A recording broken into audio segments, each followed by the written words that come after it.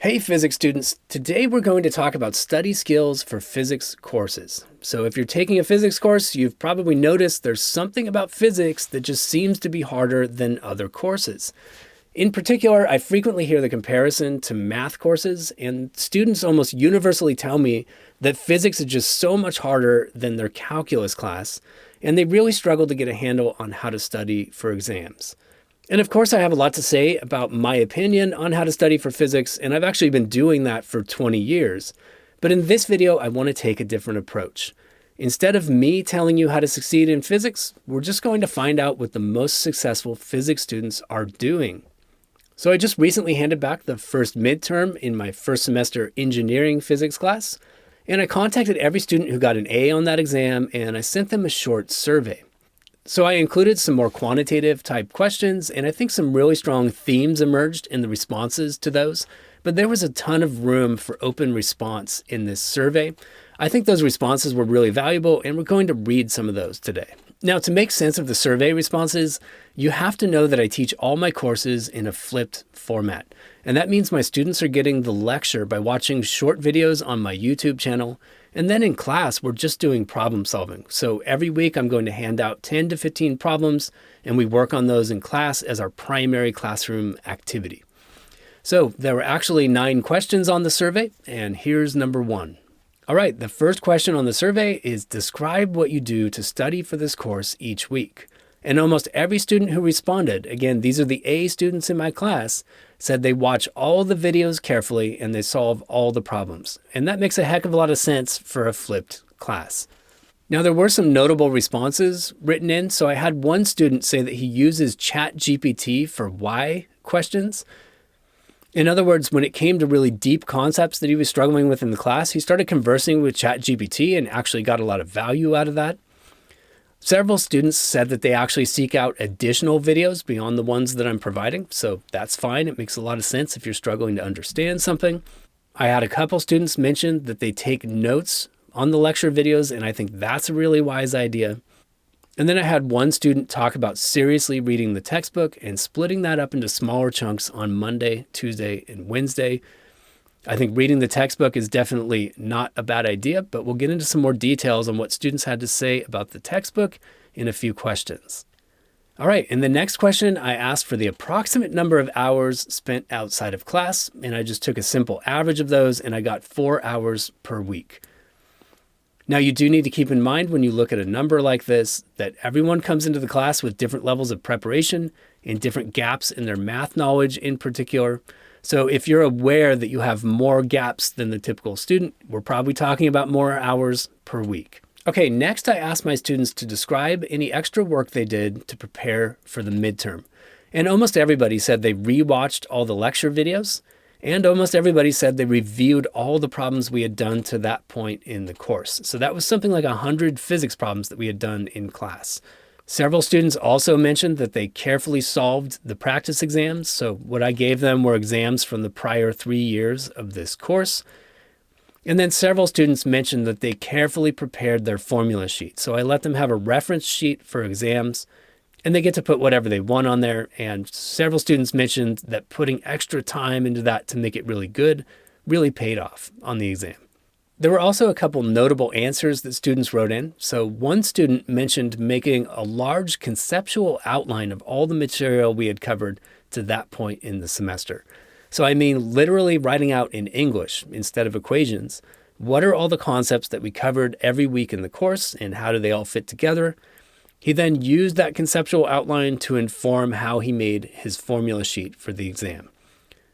Another student mentioned emphasizing problems that had caused trouble in the past. So really focusing on those things that cause hangups, and then taking detailed notes on what the issues were with those problems and getting those notes into the formula sheet as preparation for the exam.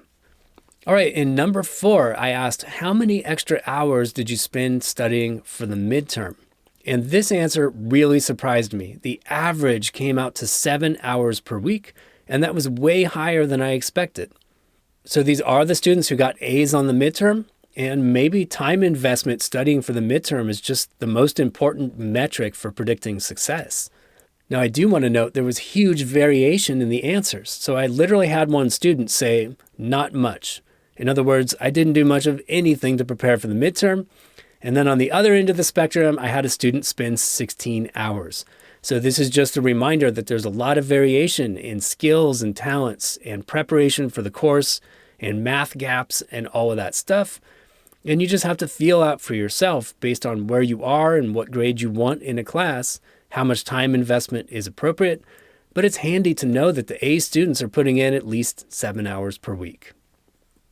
Okay, number 5 fits into the category of shocked but not surprised. I asked students, how do you engage with the textbook? And the resounding answer was, I don't engage with the textbook. Not at all. There were 2 students, though, who mentioned they used the textbook to solidify their knowledge, and they both literally used that same language, solidify. I think this is really wise, to go into the textbook at the end of the week and get a different perspective on the material, read through that chapter, hopefully start to finish, and really solidify your knowledge. I do understand that actually sitting down and reading through the book is exceedingly unpopular at this point, but I do think it has a lot of benefits, and I still encourage you to do it. Okay, in number 6, I asked students to describe anything they do to prepare for class to get the most out of the problem-solving experience. Now, if you're in a traditional lecture class, there are things you can do there too. But first, we'll talk about what my students did to prepare for problem solving in this flipped class format. So the common answers were split between 2 camps. I had most people say they preview the problem solving and they think about strategy. In other words, problem solving strategy. They survey the problems before class and kind of make mental notes about how they plan to attack each problem so they don't end up stuck for too long during class. The other camp talked about concepts instead of strategy. In other words, they were thinking about what are the main theoretical concepts that are related to solving each of the problems that I'm seeing in this handout. I did have one student mention that they literally knock out the easy problems before they come into class just to free up more time to work on the hard problems. So I think that makes a lot of sense. Now, if you're in a traditional lecture format class, there's still a lot you can do to get more out of class. That was a big breakthrough for me as a student when I realized that. And what I would do is actually carefully read the textbook and take margin notes in the textbook on the material that we were going to cover that day. And that totally solved my problem of feeling overwhelmed by the pace of traditional lectures. So you might give that a try if you're struggling with the traditional lecture format. Okay, in question 7, I asked kind of a philosophical question. There's an abbreviated version at the top of the screen here, but let me read the full version.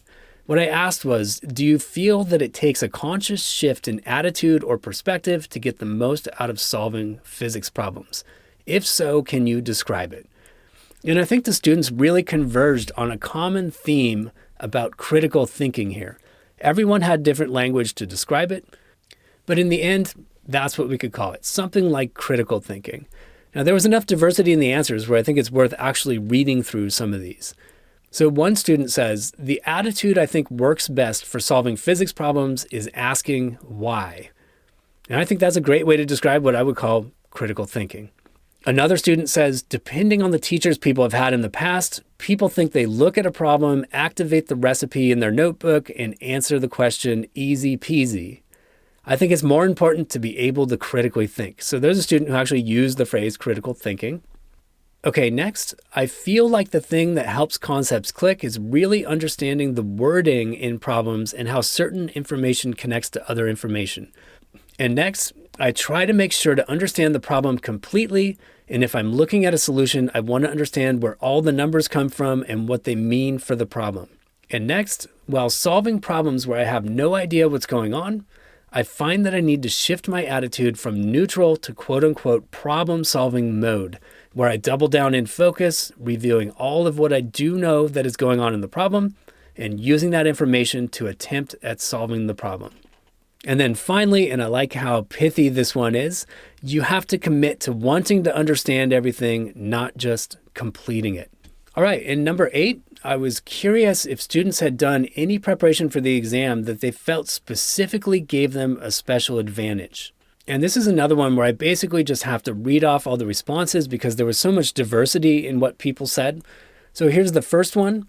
The perspective of asking why really helped me understand all sorts of concepts on a deeper level, which I used for the test. And the next one, I made some relatively good notes. A lot of my notes were what carried me. So that's, again, crafting a beautiful formula sheet before coming into the exam. And the next one, I'm so glad that I took the time to go over the practice exams twice.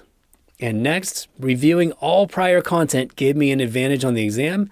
I didn't expect material from week 1 to be on the exam, but I reviewed it anyway to be extra prepared, and I'm so glad I did. Okay, next we have a really pragmatic strategy. This student says, my formula sheet had one example of every kind of problem that I thought I could potentially mess something up on. And finally, we have a student who says, I went over the banked turn problem again beforehand. Generally, I would say that going over the hardest questions you can beforehand will give you an advantage. Okay, finally, number 9. This is literally what I asked in number 9. I said, can you describe what made you feel best prepared to handle problems that look different from anything you had solved in the past? And this is a big point of emphasis for me as a physics teacher. I'm trying to get students good enough at problem solving to extend their abilities to problems that are outside the realm of anything they've seen before.